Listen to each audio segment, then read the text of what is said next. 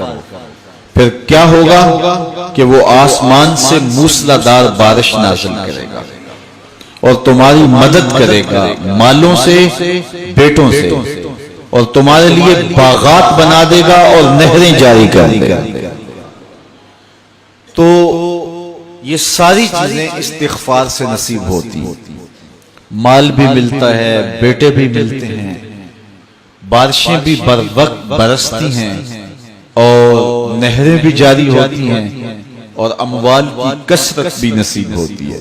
تو کثرت کے ساتھ استغفار پڑھیے، اس کا لازمی نتیجہ یہ ہوگا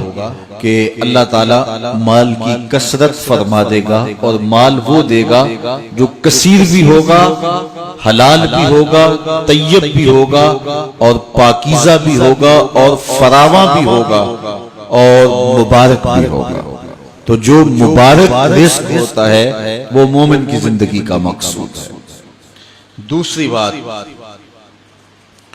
جو کام صبح کے وقت کیے جاتے ہیں ان کاموں میں اللہ نے برکت رکھی ہے۔ کچھ لوگوں کی عادت ہے کہ وہ دیر سے اٹھ کے دیر پہ کاموں پہ جاتے ہیں۔ حضور نے اللہ کی بارگاہ میں دعا کی، اے اللہ میری امت کی صبحوں میں برکتیں ڈال دے۔ تو صبح کے کاموں میں برکت ہے، استغفار پڑھتے رہیں اس میں برکت ہے، اور وہ کتنا خوش نصیب ہے جو صبح کو کام پہ جا رہا ہے اور استغفار بھی پڑھتا جا رہا ہے، تو اللہ تعالیٰ اس کے کام میں برکت نازل فرمائے۔ تیسری چیز،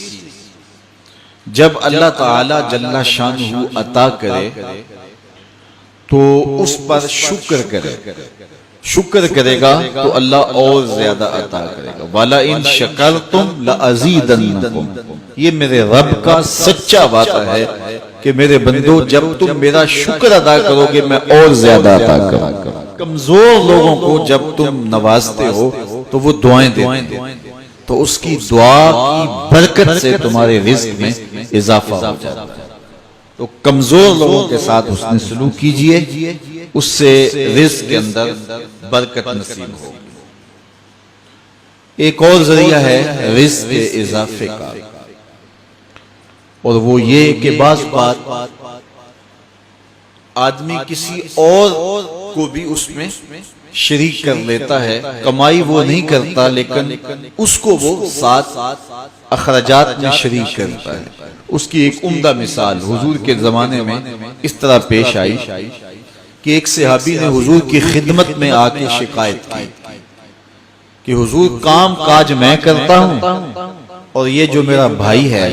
یہ کام کاج نہیں کرتا، گھر سے اٹھ کے آپ کے پاس آ جاتا ہے اور صفحہ کے چبوترے پہ بیٹھا رہتا ہے اور آپ سے باتیں سنتا رہتا ہے اور حدیثیں یاد کرتا رہتا ہے، تو اس کو بھی چاہیے نا کہ میرے ساتھ کچھ وقت دے اور میری کاروبار میں مدد کروائے۔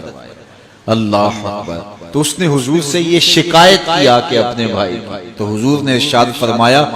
شاید تجھے بھی رزق اس کے صدقے سے مل رہا ہو۔ تو اس سے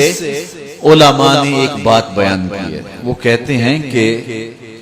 یہ جو طلبائے دین ہوتے ہیں اپنے رزق میں ان کا حصہ شامل کر لو، ہو سکے تو اپنا بھائی یا اپنا ایک بیٹا وقف کر دو جو دین پڑھے، اور تم اس کی ذمہ داریاں اپنے ذمہ لے لو، اور اگر ایسا ممکن نہیں ہے تو پھر کم از کم کچھ دینی طلباء کی کفالت اپنے ذمہ لے لیں، اور جس طرح اپنے بچوں پر خرچ کرتے ہیں خوشی سے، آسودگی سے، اور ان کی ضروریات جس طرح پوری کرتے ہیں اس طرح دینی طلباء کی ضروریات بھی اسی انداز سے پوری کریں، تو اس حدیث کے آپ مصداق ہو جائیں گے، تو اللہ تعالیٰ آپ کو بہت نوازے گا، اور یہ رزق میں اضافے کا سبب اور ذریعہ ہوتا ہے۔ میں تو آج کل دوستوں کو یہ بھی کہتا ہوں کہ اپنے کاروبار کے اندر جو ہے وہ ادارۃ المصطفیٰ کو شامل کر لو، کچھ فیصد حصہ ادارۃ المصطفیٰ کا رکھ لو، تو تم پھر اپنے کاروبار کے اندر برکتیں اور رحمتیں اترتی ہوئی محسوس کرو گے۔ تو اللہ تعالیٰ جل